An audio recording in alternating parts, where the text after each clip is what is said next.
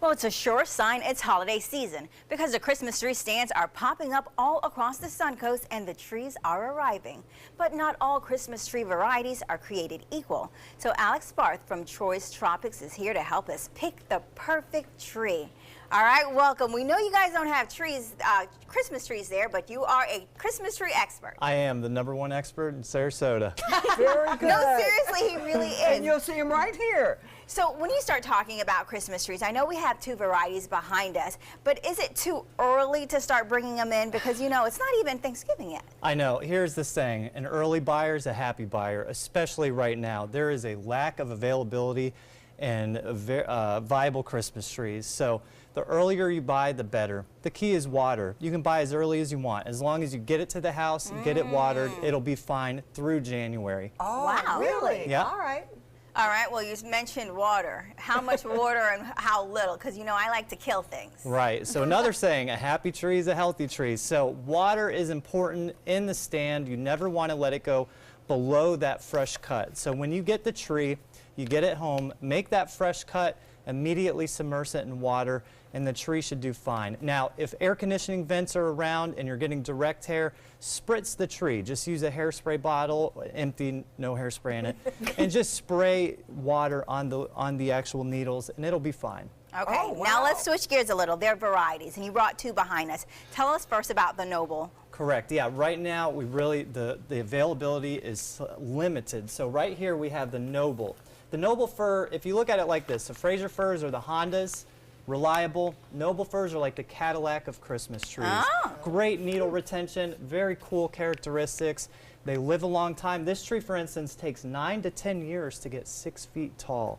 So if you imagine, for a decade they are growing before we actually buy those trees. Oh, my goodness. All right, and you mentioned the other one. It's The not... Fraser fir, yeah, Ta-da! it's all reliable. It's the Honda of trees. It's going to run 300,000 miles. I mean, it's just great. Great needle retention, upward needle looks, great characteristics, great form, wider bases. It's just a lovely tree all around. So am I going to pay more for a Noble, assuming with your car descriptions, Yeah. than I am a Fraser? You are going to pay more for a Noble, and you're going to pay more overall. Year over year, the price has gone up 10%. So the past 6 to 7 years, 10% every year. We are paying quite more than we did back in Why is 2008. Yeah.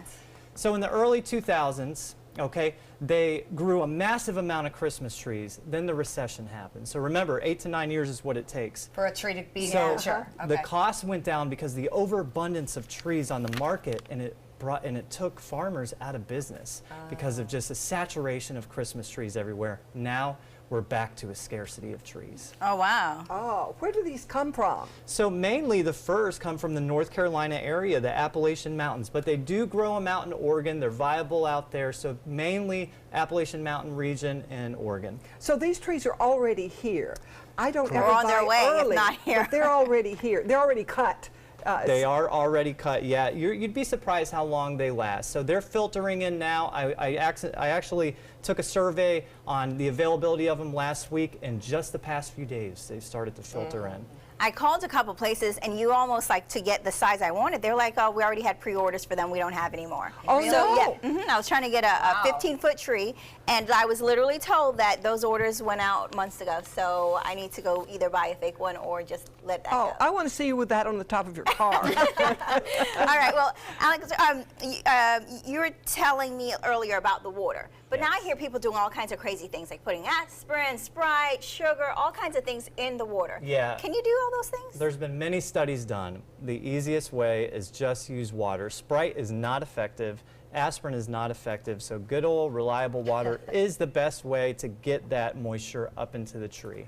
Well, I was told you have to keep cutting the bottom of the tree off, and that's really hard with the decorations on. No. You don't have to do that. As long as there's water submerged, it will not seal up the wound. Oh. If you let it go dry, the pan go dry, Oh. then it starts to dry out and you need to make a new cut again. So when you get the tree from, let's say, the Christmas tree lot, at that point, I want to take a cut on the bottom, correct? Because Yeah. it probably is dry. Yeah, a lot of times those lots will cut them for you so you Right. can take it home. But if there is a delay, say it takes you about 5-6 hours to get the tree into your house, make a fresh cut Oh, okay. and then submerge it And in then water. once it's submerged, you're good to go.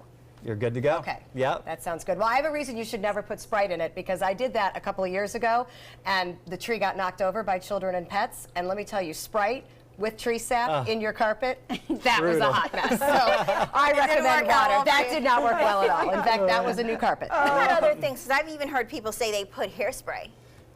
Please. Public service announcement. Do not spray your trees with hairspray. That's a great way to set your entire house on fire. Oh, who would have Okay. thought? So spritzing with water is the best way to do it. If you keep it moist, the needles are going to stay retained. They're not going to fall off. Moisture is key. Hairspray, big no. All right, and the tree behind me, because they come in different varieties. I see there's wider, longer. What should I be looking for?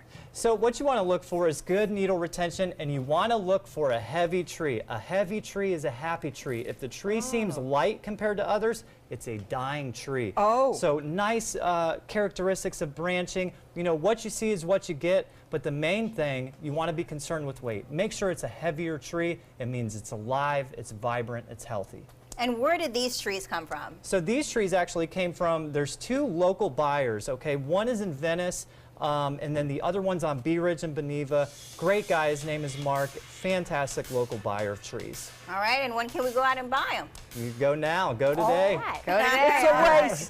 The race is on. All right, thank you so much, Alex. Now, Choice Tropics is at Proctor and Honore in Sarasota. You can call them or go visit them online or just go by there. They have all kinds of other plants. I've killed many of them, but they'll help you if you learn to listen, unlike me.